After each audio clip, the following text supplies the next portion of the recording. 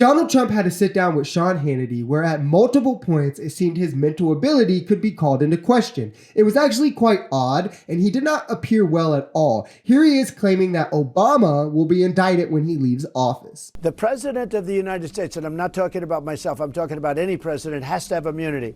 Because if you take immunity away from the president, so important, you will have a president that's not going to be able to do anything. Because when he leaves office, the opposing party president, if it's the opposing party, will indict the president for doing something that should have been good. Like Obama dropped missiles and they ended up hitting a kindergarten or a school or the apartment house. A lot of people were killed. Well, if that's the case, he's going to end up being indicted when he leaves office. He meant well. The missile went in the wrong direction. And other things. Look at Biden. What would happen to Biden? He's killed our country with his policies.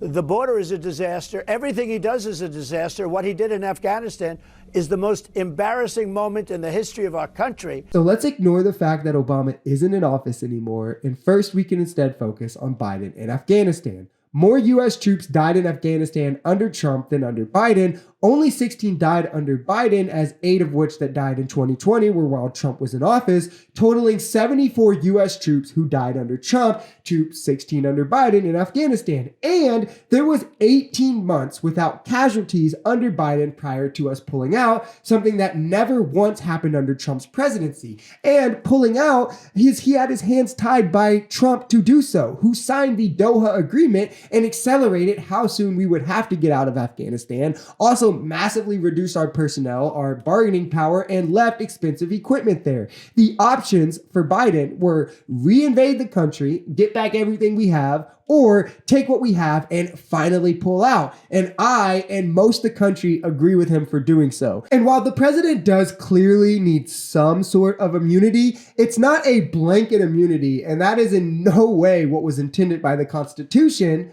which is why that argument didn't hold up for dog shit in court. He does move, however, to double down on this on Truth Social rather than just, backing off of it, posting this all caps rant, in the way only Trump can, that reads, "A president of the United States must have full immunity, without which it would be impossible for him or her to properly function." Based, he included both genders. Any mistake, even if well-intended, would be met with almost certain indictment by the opposing party at term's end. Even events that cross the line must fall under total immunity, or it will be years of trauma trying to determine good from bad. I don't know if all of our moral compasses are as questionable as yours, Mr. Trump. There must be certainty. Example, you can't stop police from doing the job of strong and effective crime prevention because you want to guard against the occasional rogue cop or bad apple. Sometimes you just have to live with great but slightly imperfect. All presidents must have, which I categorically disagree with that, by the way.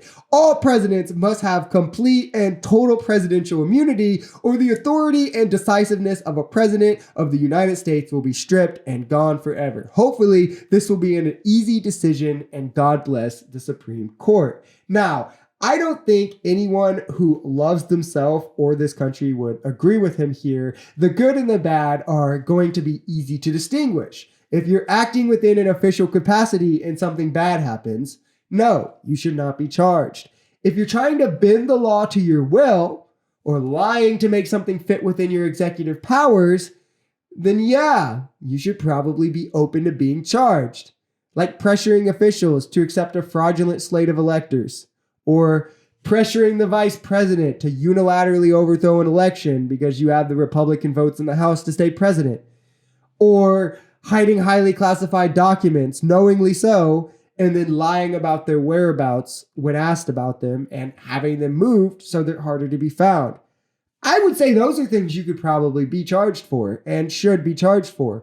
Pulling troops out of Afghanistan after 20 messy years, and the president before you even more so messily forces your hand to do something, I'd say that falls within presidential action. If you enjoyed this video, we're a social society. We're a commentary channel influenced by politics, society, and the economy. We are pretty left-leaning on this channel, but we're open to our right-wingers as well. The biggest thing here is having conversations that get everyone to the bottom of the truth. If that sounds like something that could interest you, consider smashing that subscribe button. leaving us a like, or even commenting on this video, because the only way we become a society is together.